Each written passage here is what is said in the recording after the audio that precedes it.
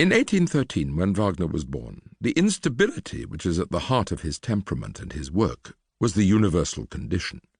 Napoleon's plans for world dominion were unravelling, but not quickly and not without massive fallout. A year after their humiliating defeat in Russia in 1812, in October 1813, the French, fielding an army of young, untried soldiers, fought a savage battle, almost literally on Wagner's doorstep, right in the centre of the city of Leipzig, where he had been born 5 months earlier, on the 25th of May, in a modest apartment over a pub in the Jewish district. Leipzig was the second city of the newly created kingdom of Saxony-Anhalt, one of the nearly 40 sovereign states that constituted the hollow remnant of the Holy Roman Empire, itself the heir to the Western Roman Empire. Germany, as such, existed only as an idea, an increasingly potent idea, but an idea nonetheless.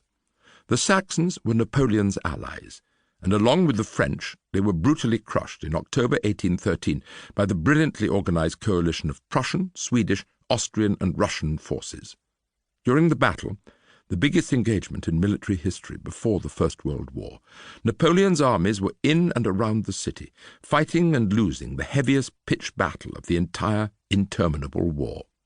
Over the 3 days of the battle, there were 100,000 losses, near enough, 45,000 French, 54,000 allies. Just disposing of the corpses was a huge undertaking, and rotting bodies were still visible 6 months after the cessation of hostilities. The citizens were in a state of abject terror. The world seemed to be falling apart. And it was. Nothing would be the same again. Wagner claimed that his father, Carl Friedrich Wagner, a clerk in the police service, died during the hostilities as a result of the stress. That and the nervous fever which had seized the city. Richard, no stranger himself to nervous fever of both the physical and the creative variety, was the 9th and last of the Wagner's children. He was baptized in St. Thomas's Church, the very church where Johann Sebastian Bach in the previous century had served as cantor for 25 years. This omen was not followed any time soon by evidence of musical gifts in the child. Indeed, as a little boy, Richard's inclination and talent were all for the theatre, no doubt because his mother's new husband, Ludwig Geyer, a family friend, was an actor. Wagner's mother, Johanna, had remarried just 9 months after her first husband's death. Young Richard was given his stepfather's name and was accordingly known for his first 14 years as Richard Geyer.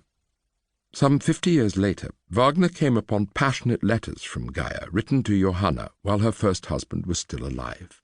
It was clear from them that she and Geyer were already lovers. So whose son was he? The police clerk's or the actor's? Who was he? Like more than one of his characters, he could never be entirely sure. But it was Ludwig Geyer's portrait he carried around with him to the day he died, not Carl Friedrich Wagner's.